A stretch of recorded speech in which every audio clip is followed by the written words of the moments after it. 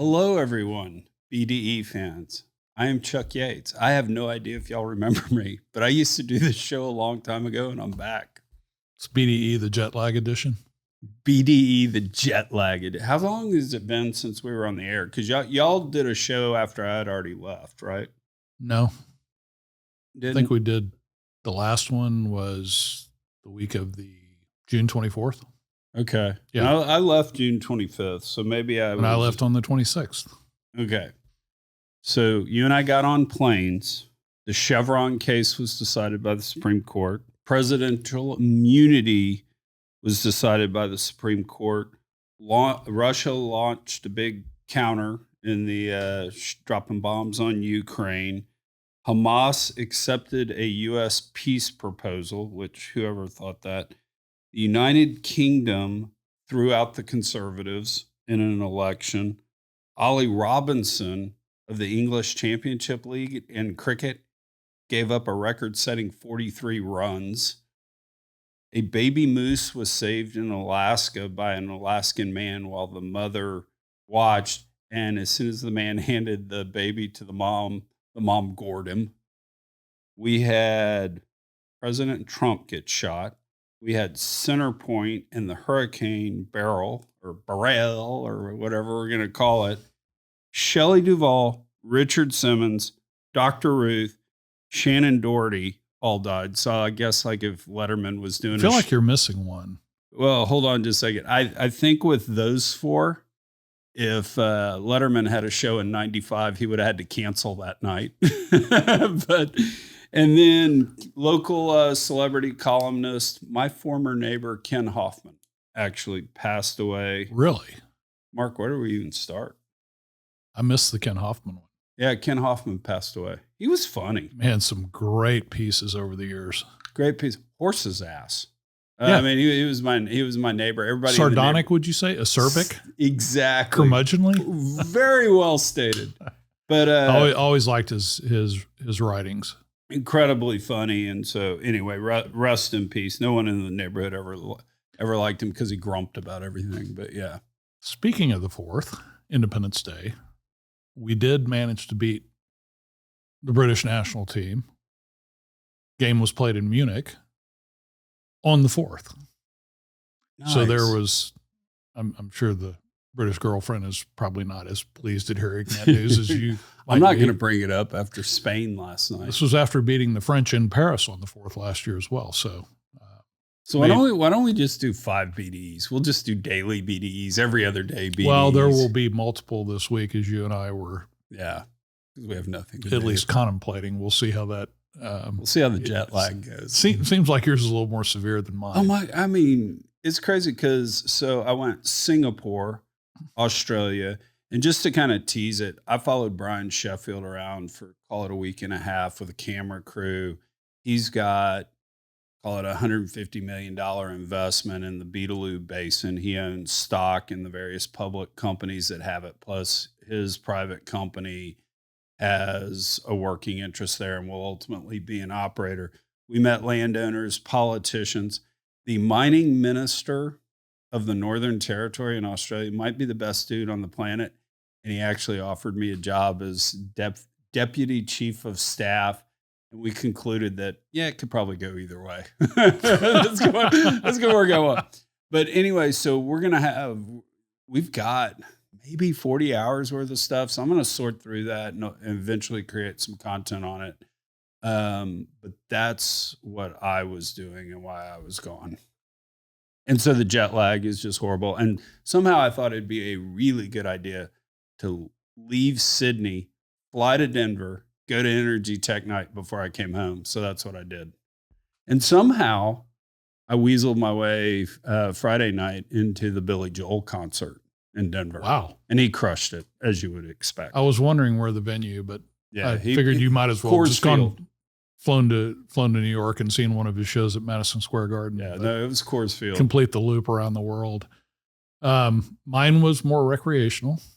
It was the second consecutive year of a collegiate baseball tour, primarily with a lot of other interesting aspects, from Munich to Prague to Vienna, a day in Bratislava, Slovakia, and then back to Munich fortunately delayed a day on return due to a flight cancellation last Tuesday.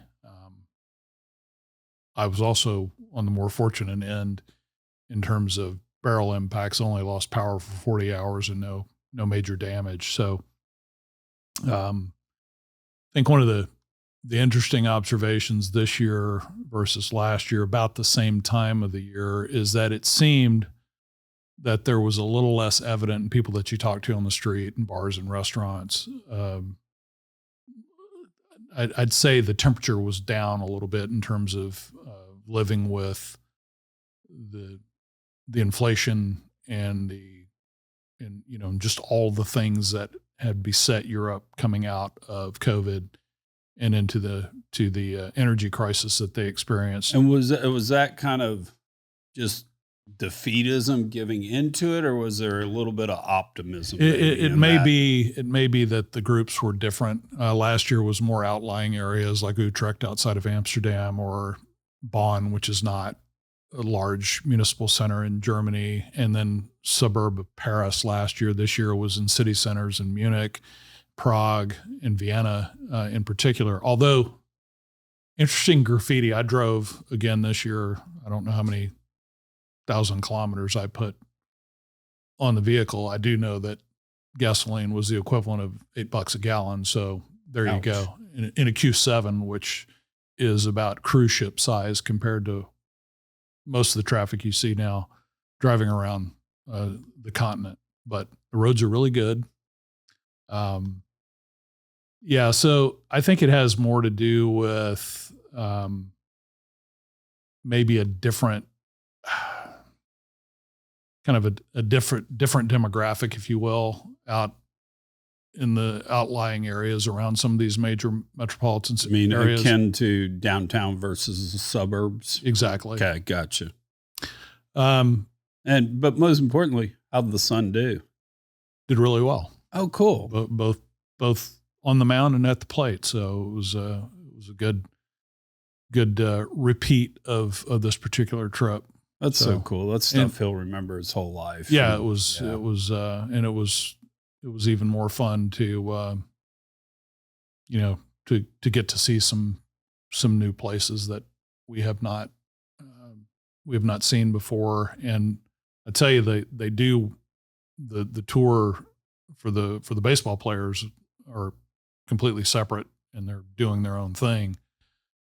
The last day in Munich, they got on the bus. We were at an outlying area, and so they had planned the tour of Dachau, the concentration camp, memorial.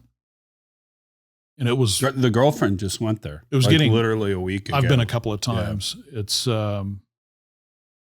It's like nothing else that you've ever experienced. At least it was for me. Certainly the first time, and then the second time I went, it had the same impact. But they immediately left the field without going back to the hotel, went to Dachau, and that night Spain was playing Germany in Stuttgart in the Euro Cup. Yeah. And so the girlfriend was actually there. She and her son. An exhausted team after a game, after actually a morning bicycle tour of Munich, after a game, an immediate kind of urgent trip to be on time for their tour of the Dachau Memorial, decided to then detour to Olympic Stadium, where there was a big viewing party because the match was played in Stuttgart. And they were standing room only tickets. And my son did say, I think I have probably consumed enough secondhand smoke to last a lifetime. It's an outdoor stadium, but that's the other aspect that I think is a bit shocking. Last travel thing, and then let's pick two topics and talk about them. But this was a weird moment I had, and I don't know that I'll be able to articulate it because of jet lag, and one, I'm just not very articulate, or two, I'm not very articulate. But what was interesting, and it kind of went to, my life, I really didn't travel that much.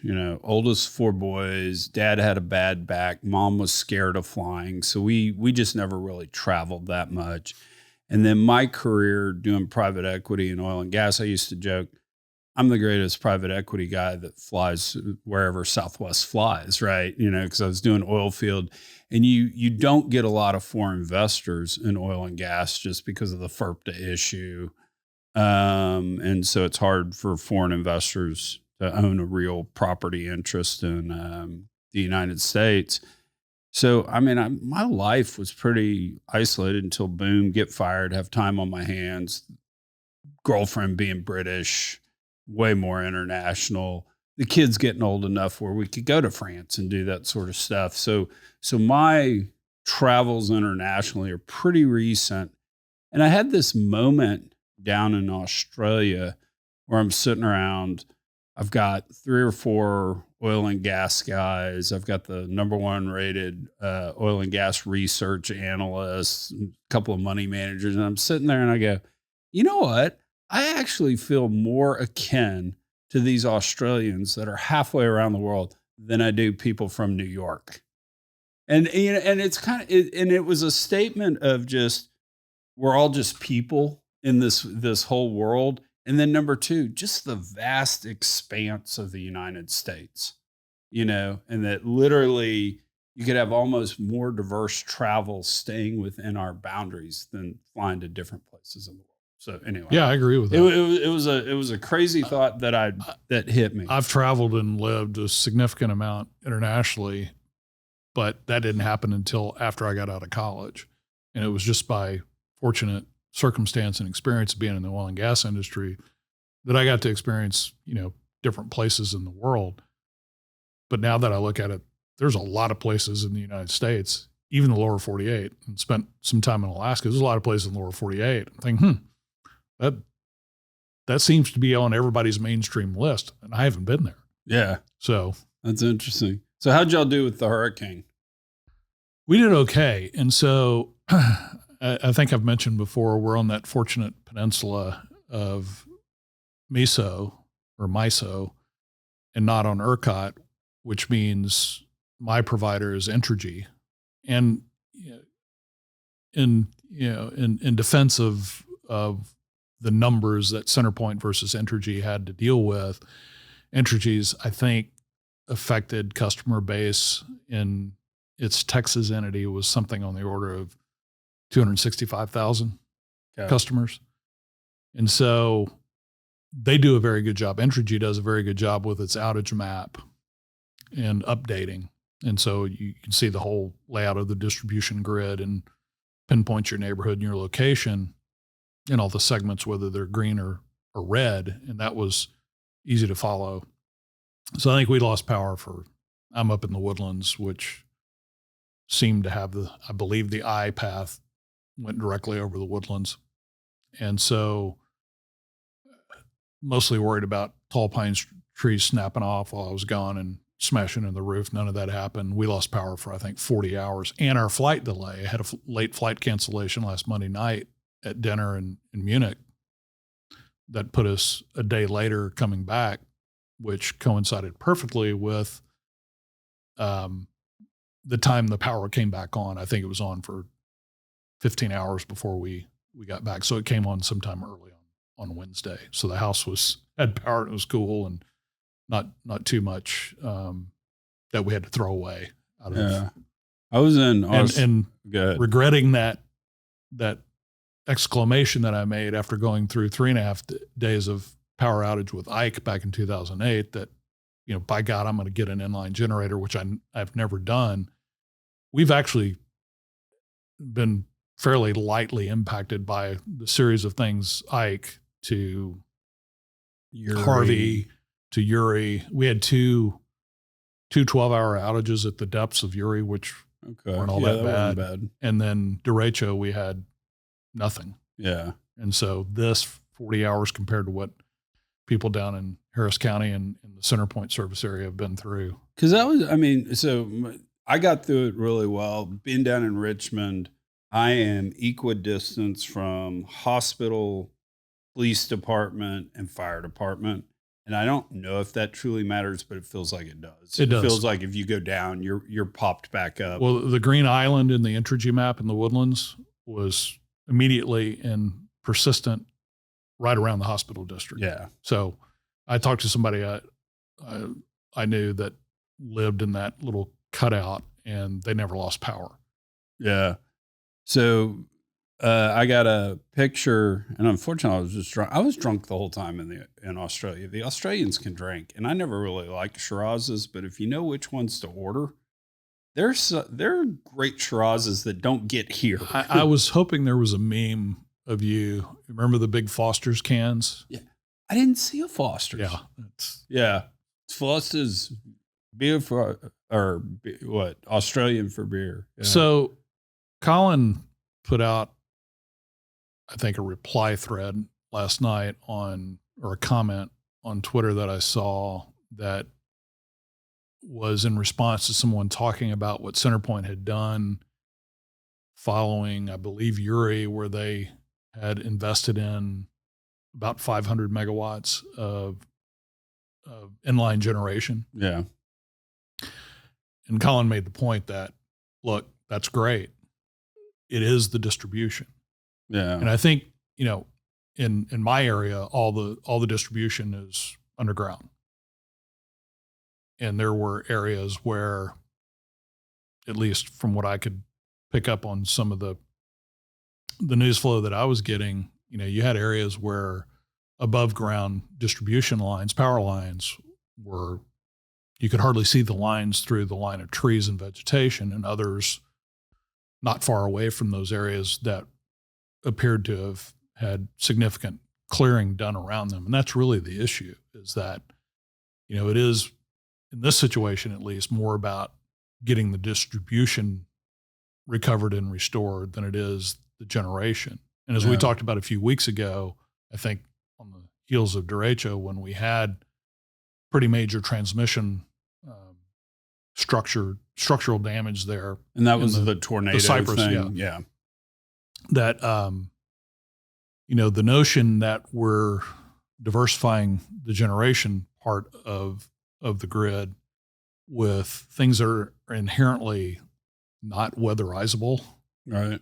Or because they got to be outside, wind turbines got to be outside, solar panels have got to be unfettered. Plus they need wires to get, because none of that stuff's in downtown Houston. So, and if you think even further back, some of the things that happen in California with the wildfires in PG&E and this whole issue of brush maintenance and clearing and keeping combustible vegetation away from power lines and power generation, I think it's going to be an interesting kind of aftermath and postmortem based on this event.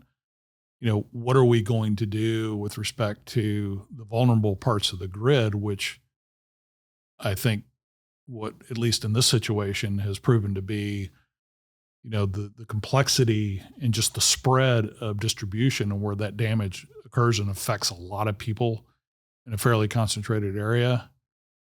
I think there are going to be a lot of questions asked and demand for answers around, okay, what has been the maintenance program over time as we've gone through this series of things in the last, starting back with IXO in the last 15, 16 years. So I had dinner last night with my buddy that's a power trader, and he knows more about electricity than I do. And so any of the electricity grid type stuff I've done, this dude actually introduced me, like Campbell Faulkner, who I've had on a couple of times, et cetera.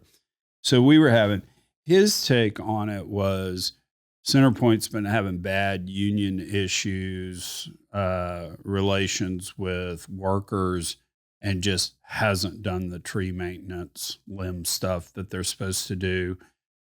I'm not taking a side on that. I'm not saying management was right or the line workers were right or whatever. Because I don't know the depths of it, but it just didn't get done. And that the other thing is they probably haven't had crews deployed and ready to go in these situations because they've been negotiating nickels and dimes with the crews instead of just, we're going to have a hurricane in 5 days. Let's get people here, get them ready to go and stuff. So that's kind of one thing I heard. The second thing to throw out there, Art Berman tweeted this out, I don't know, within the last day or two, that basically to bury all the wires for CenterPoint's Houston area, and I don't know how he defined it, but whatever, he's saying it's $140 billion. It's kind of $5 million a mile type stuff to get done. And just the disruption that would cause and the costs, it's just never going to happen. Yeah, they're not burying the wires. I was thinking about driving in, getting out of an area where there's no real evident distribution lines because they're all underground.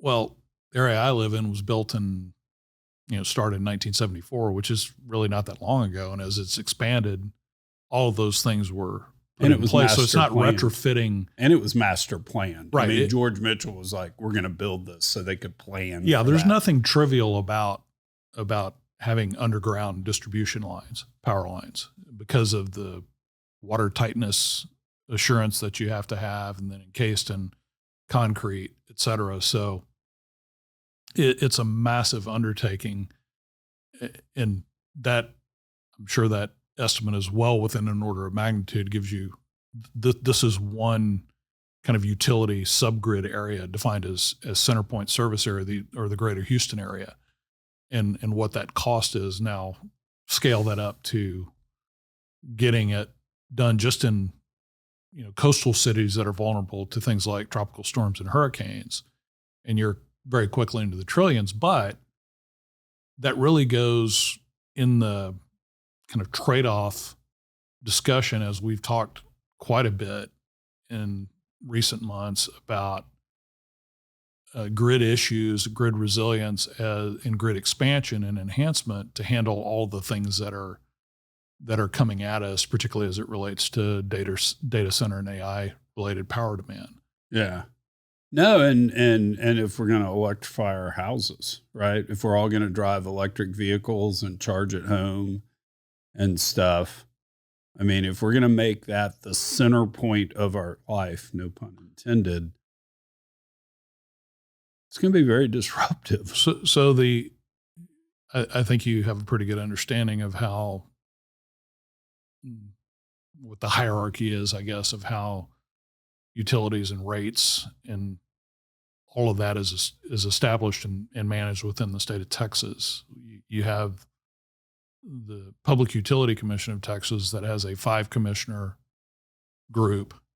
Each of those I looked at the website earlier this week. In their political affiliation, they're all listed as nonpartisan. Right. Appointed by the governor. Yep. And as I did with the NRC, in thinking about the growing technical complexities that we're facing with electric power, electrification, and the grid, I was just curious to look at the 5 commissioners on the Public Utility Commission of Texas, PUC Texas. There's only one with an engineering, at least academic background, and that's in chemical engineering. And so that's an interesting observation, at least to me. But as we get into, dealing with more complex grids, growing demand, a variety of demand, how we respond to making the grid more resilient while we expand it, and then talking about all the other things that we're introducing into the generation stack, it would seem that, maybe we should have an engineer at the table. And maybe the kind of the context and the perspective at the highest levels of decision making needs to be a bit more balanced. Yeah, and this is rumor level stuff, so I don't want to say it as definitive, but I've played around a little. I've always been an oil and gas guy, never been an electricity guy, except for a brief period of being a power technology banker in the late '90s, which meant oil sucked and I needed to do something internet related.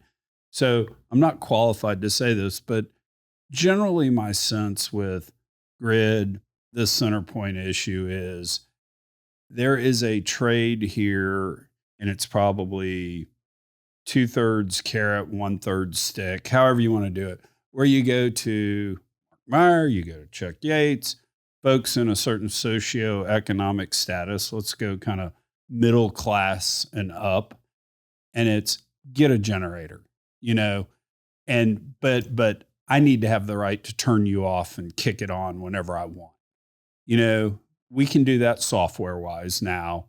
The old school engineers, monopolies used to say, "Oh no, we'll bring down the whole grid if we do that." No, we won't. Um, there's a trade in there because we're just going to have to push stuff distributed generation wise. It's going to have to happen. I've told this story of my dad and the batteries. The interesting thing I've heard though from friends that had generators kicked on, but there wasn't enough gas in the system, so they were shutting off. The gas guys weren't ready for, hey, we might be having a hurricane. We need to have more gas in that line. I actually did some research on dual fuel solutions. I want to be able to, we're all to switch over propane. to the diesel tank. We're going to have propane tanks in our backyard. Well, propane distributed, just on the LDC distributed natural gas from your utility, or an emergency diesel tank on that same generator. Yeah. Right. And so I do think CenterPoint, not their words or their messaging, but I do think if I have this correctly in the timeline, the post-Uri investment in essentially what is de facto distributed generation to the tune of 500 megawatts, they're telling you, yeah, this is the direction we need to go. Yeah. And if, I almost responded to a politician who referred to CenterPoint's consumers as customers. They're not. They're ratepayers. You have no choice ultimately, because the utilities, which are under the purview of, in Texas's case, PUCT Texas, present a rate case, and they are guaranteed a rate of return.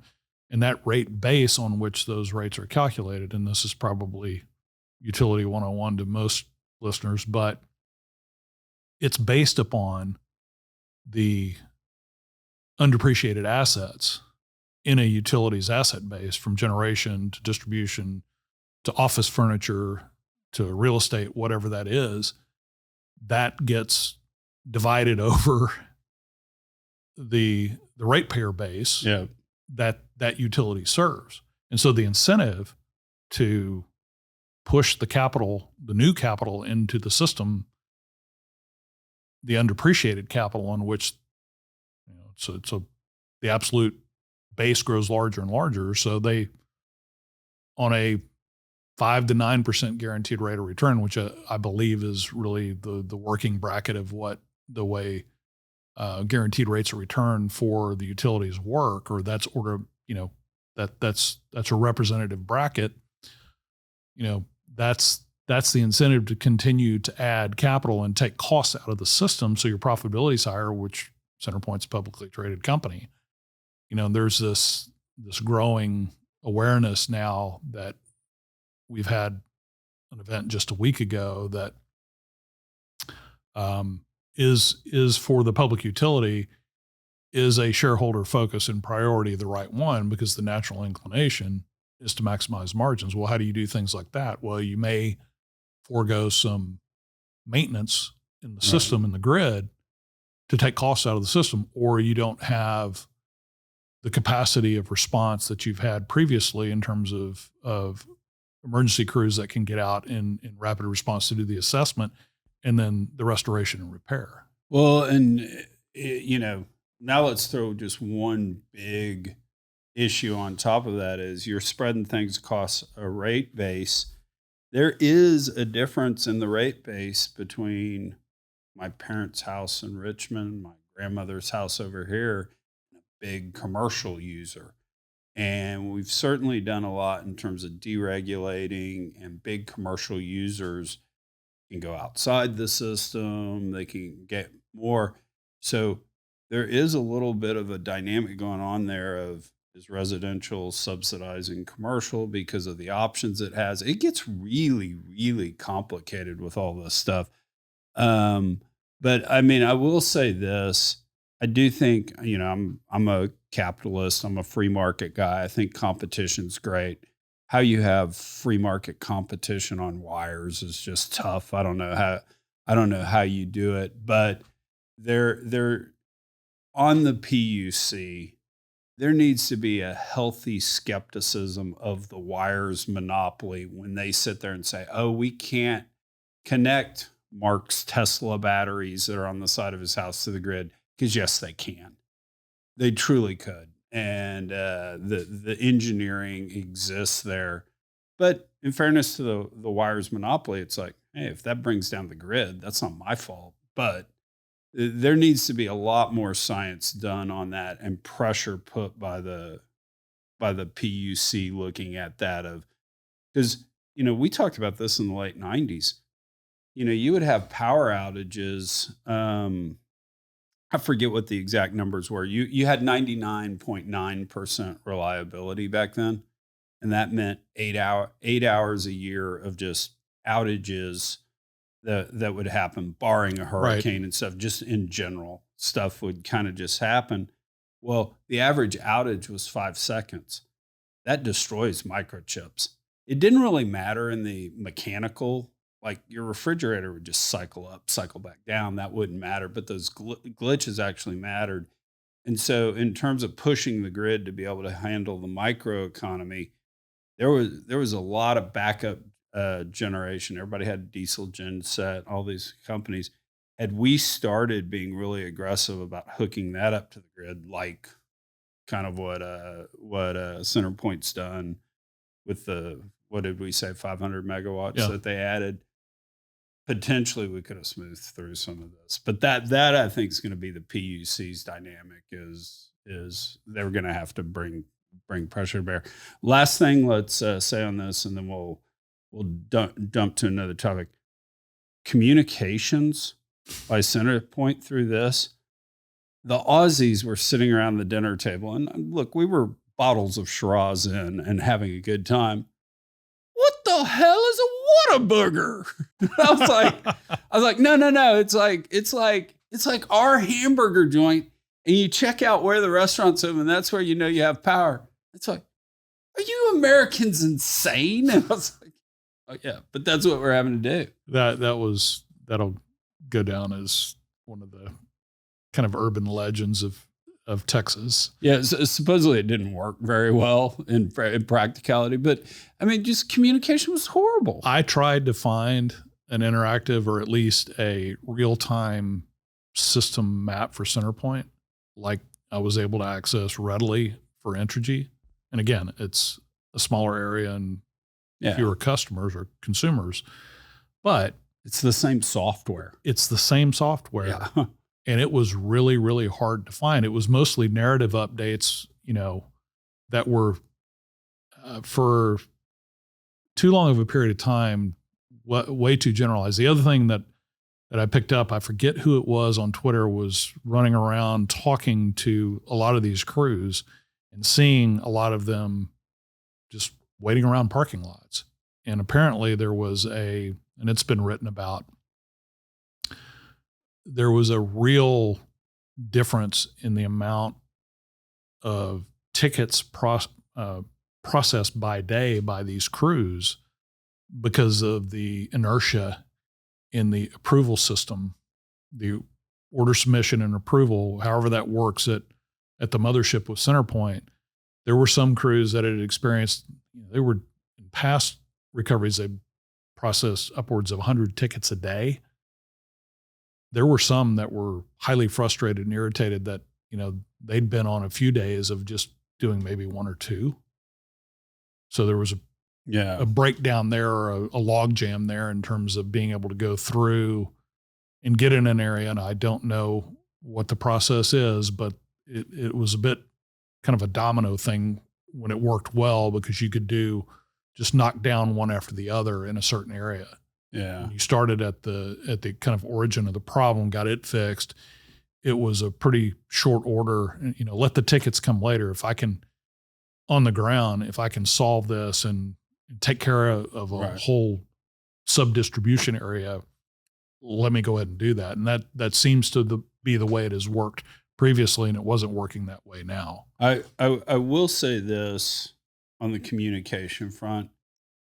In today's age, when everybody on the planet has this, there is no reason for every employee at CenterPoint not to take 20 seconds, 30 seconds, an hour, or every other hour. Boom.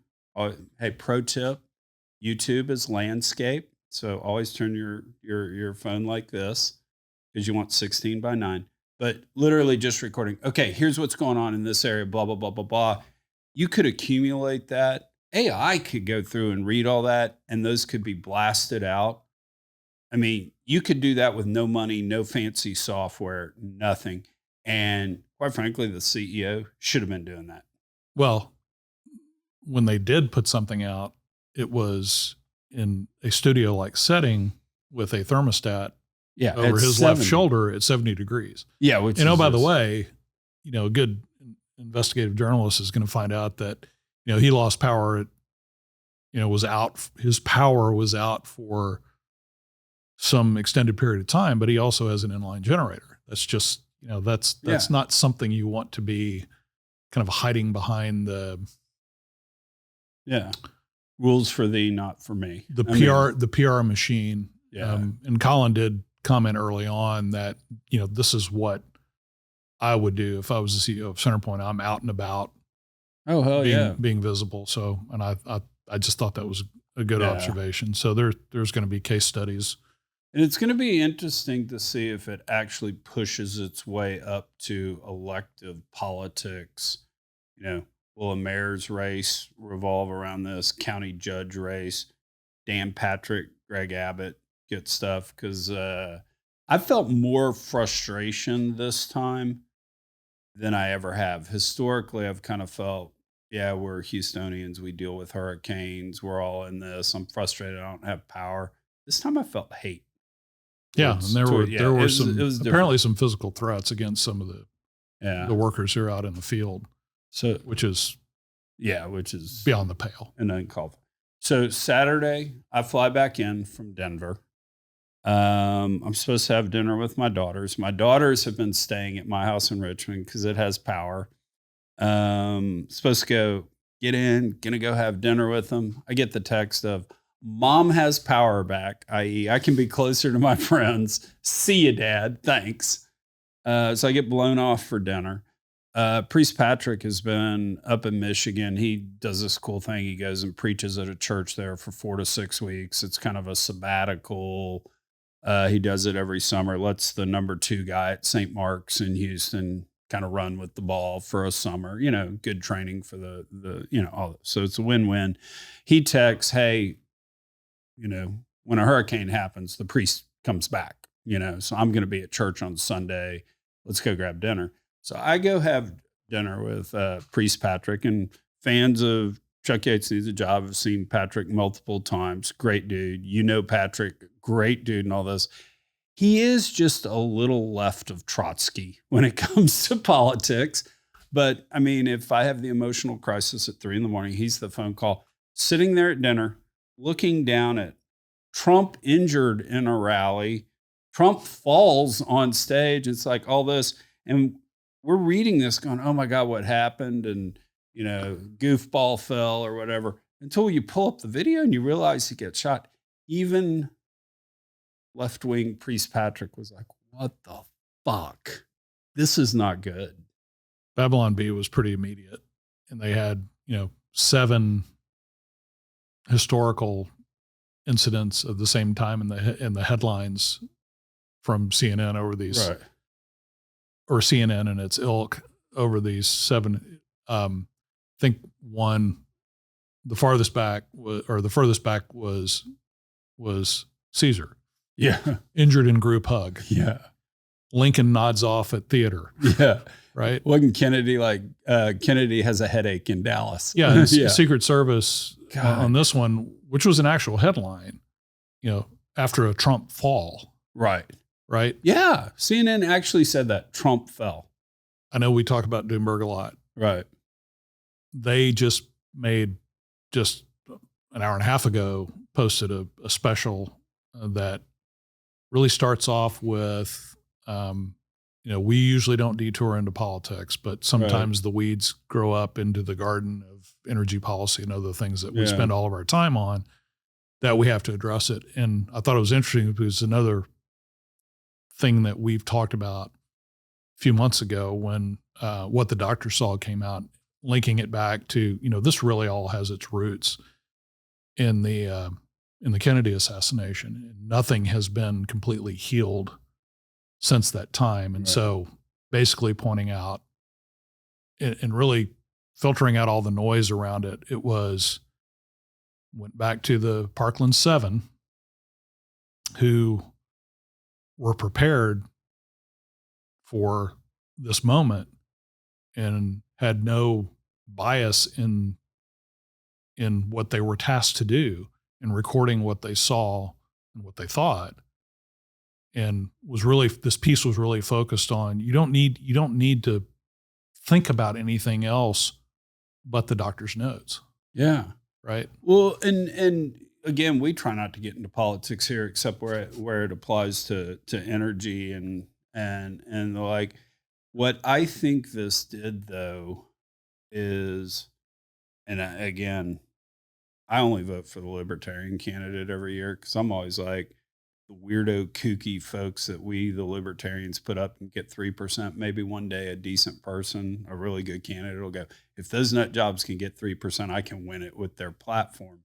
But so, and I'm not even a fan of Trump. I think he's kind of an asshole from New York, but I don't think he's Hitler. I just think he's kind of a bully, but whatever. But I mean, literally seeing the mainstream media saying Trump falls.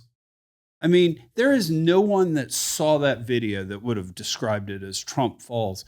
And why that bothers me is, if they're doing that about Trump, what are they doing about energy?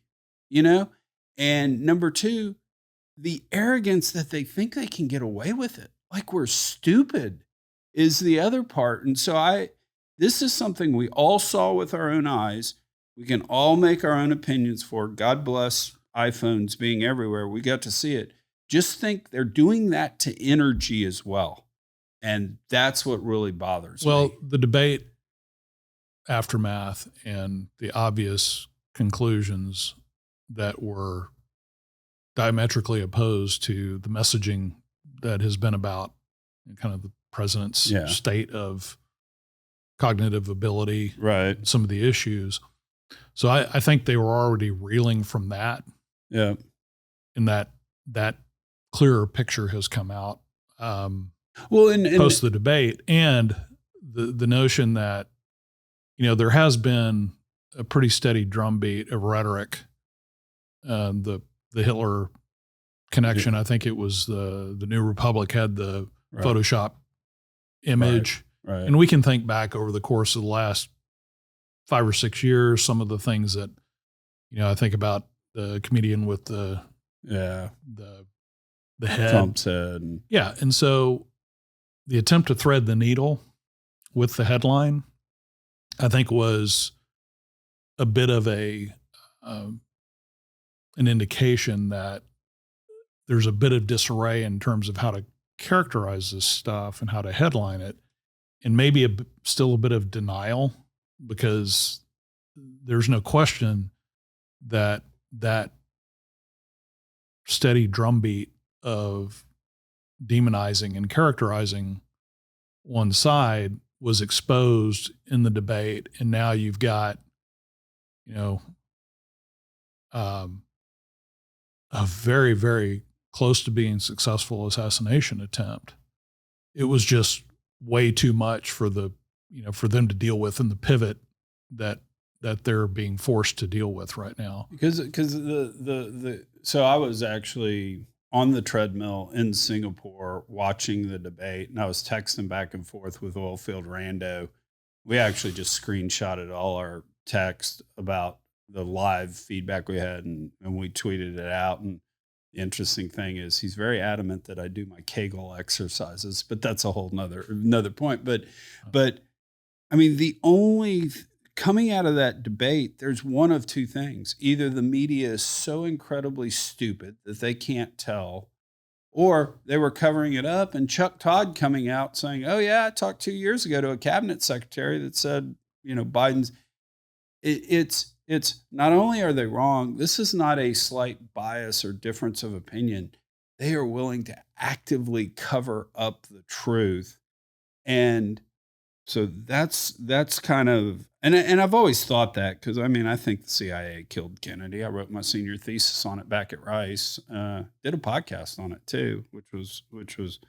But at the end of the day, they're willing to go that far on things they just don't like.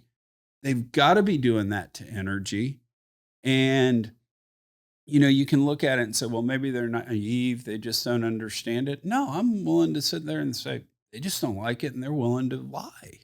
And it's just horrible, because energy is life.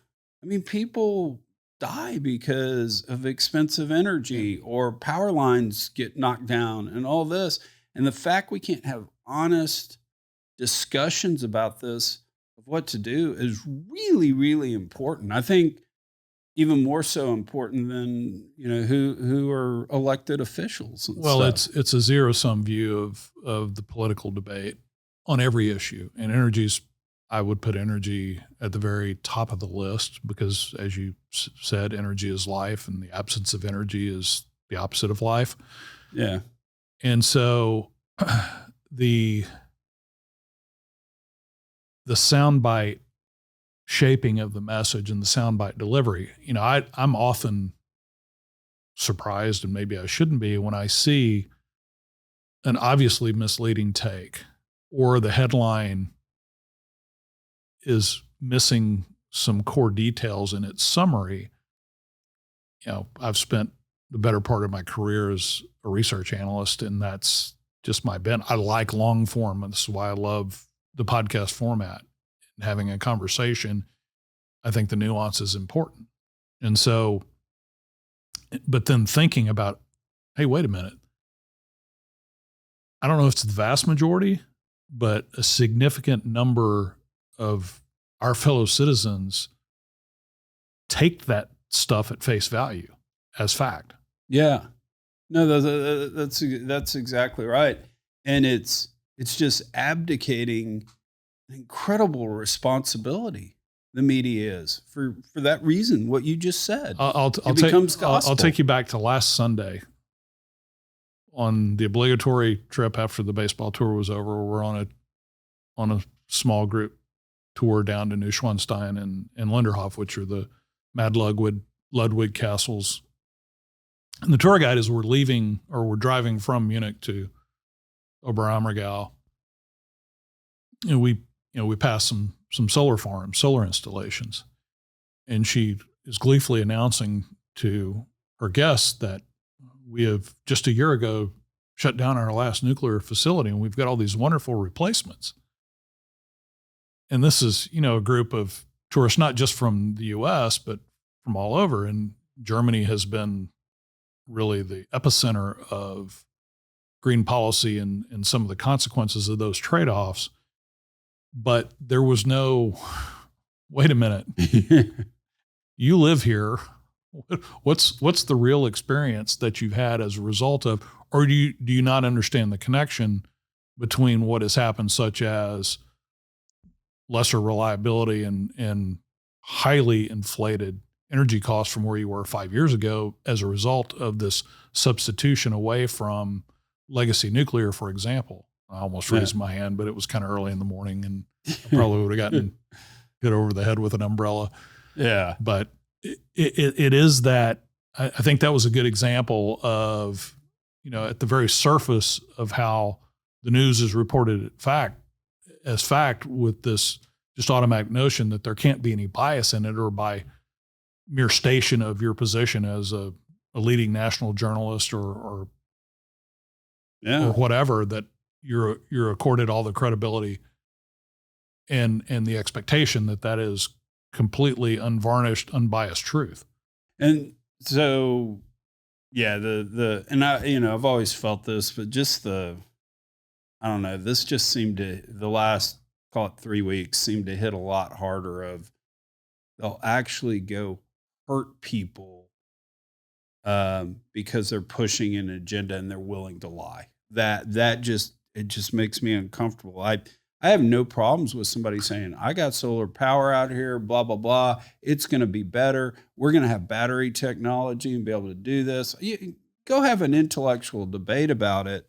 That's fine. But anyway, the second thing I want to bring up about the Trump issue, there's a great saying. I forget who said it, but they said, never attribute to malice what can be explained by incompetence, And so I'm going to keep it there. I'm not going to go into any conspiracies here and the like, but gosh, the Secret Service allowing somebody basically a football field away to take a shot at the president just shouldn't happen in this day and age. And it just, and where this really gets me when I look through all this stuff and, people are saying, oh, this was intentional, all that. I'm not going to go there. But it's just, again, these big government bureaucracies letting us down.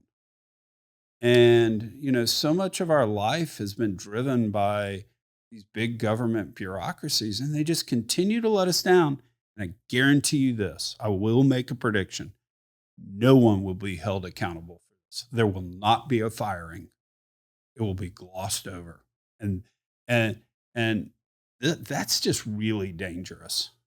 I don't know if I would make that prediction, just because, there's so much rhetoric that amped up, and there's been some really unfortunate things that people have said on record on social media in the aftermath. And I'll even say on both sides. Yeah, on both sides. But, I'll even say that. But some of it is really just inhumane. Yeah. And I've had a couple of experiences where the advanced teams have come in where a president was going to visit.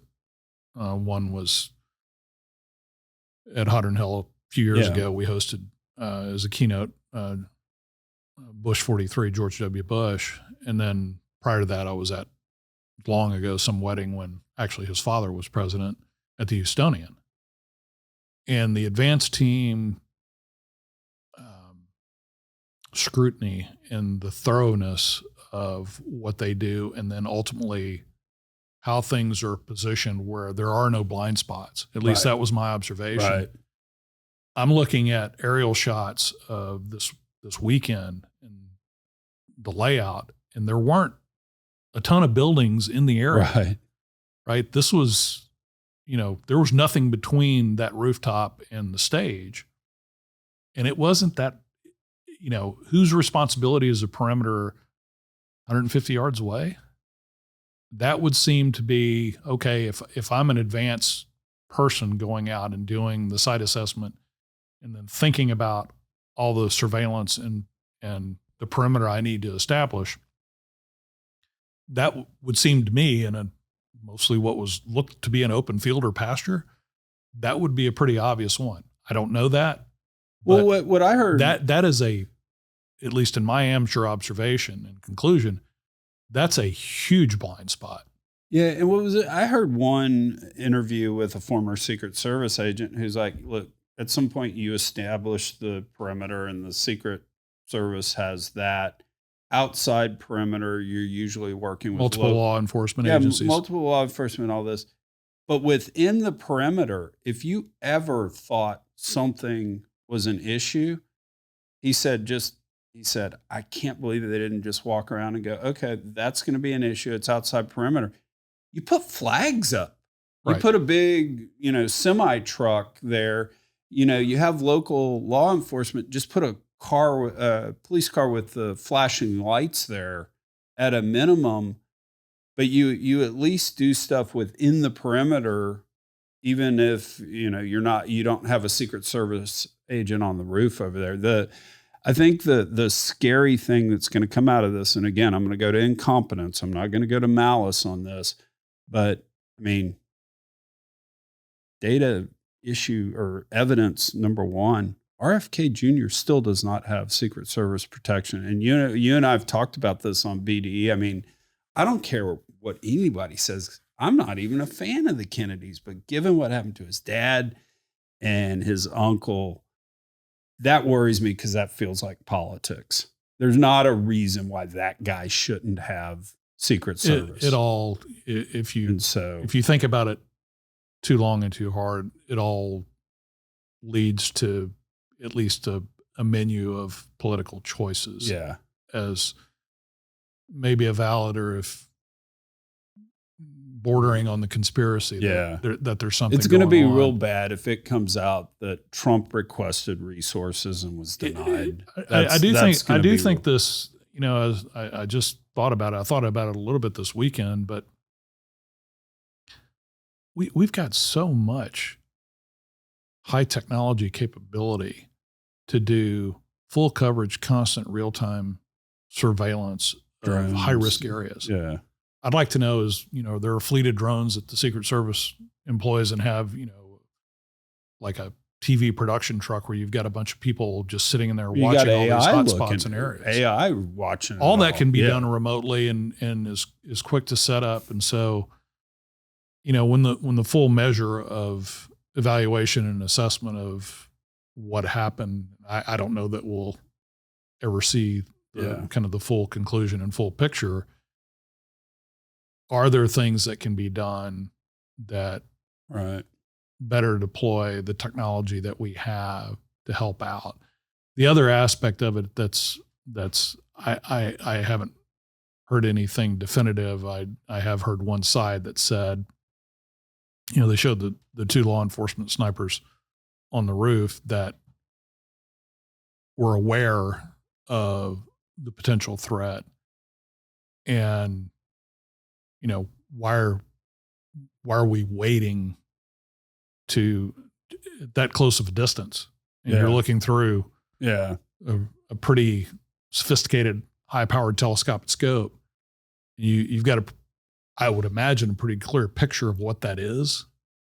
That's kind of again, my amateur conclusion is kind of a shoot first, ask questions later. Why we haven't had a Secret Service press conference yet where at least some of these basic, because the problem is in a vacuum with lack of information, conspiracy theories go. I mean, there should be a very basic Secret Service press conference on this where just simple questions are answered. Did the guy have the right to shoot or did he need authorization? I mean, just various things like this where we could at least start. And I know it's an active investigation. And so there are things you're going to have to say, I just can't answer that at this point, or I don't know. But gosh, again, coming back to communications, if they would, because, a lot of these political issues come down to communication. And if a process seems kind of fair and a process is communicated about, can help bring us together on things. And so, I think it's good that Biden came back to the White House. I think it's good that he gave his speech. I think his message was right and the like, but we need more information about this stuff. One of the things I heard in the last 24 hours is that, I don't know how he did it, got shot, played golf the next day, and then apparently has rewritten his entire convention speech to be along the lines of unifying, right? Yeah. Which I think is the right message. And it's going to be an interesting week in Milwaukee. Yeah. Probably must see TV. But it's fortunate that we haven't had, these violent convulsions in the immediate aftermath, big crowds and riots and things like that, which is, that's a good sign. But yeah, I'm going to say that it was just, an unfortunate oversight and blind spot in the protocol and the process, and an isolated incident. Yeah. But, it'll be interesting to see what comes out of that. Yeah. Wow, we've hit an hour. Oh, I'm jet lagged. I want to get to sleep. The jet lagged hour. Yeah, let's try to do a couple more this week. Just, good grief. There's so much more to talk about. I think we need to get to the Chevron deference. Yeah, sure. we need to talk about that because that's real. That's going to materially change business. I think in a good way, but we ought to talk about that one. So, all righty. Well, thanks everybody for joining us. Yes, I did eat kangaroo while I was in. Tastes like chicken. No, it actually tastes more like steak. Really? It kind of tastes like deer, or think any of your gamey or beef like meats. It's pretty good. Kangaroo. This is kangaroo. I had a lot of bratwurst, schnitzel, and something I'd missed before in my travels in that part of the world. But crispy pork knuckle is a big thing. Oh yeah, that's awesome. All right. Hopefully we'll see you a couple more times this week. Go take a nap. Yeah. Thanks. Peace out. Peace.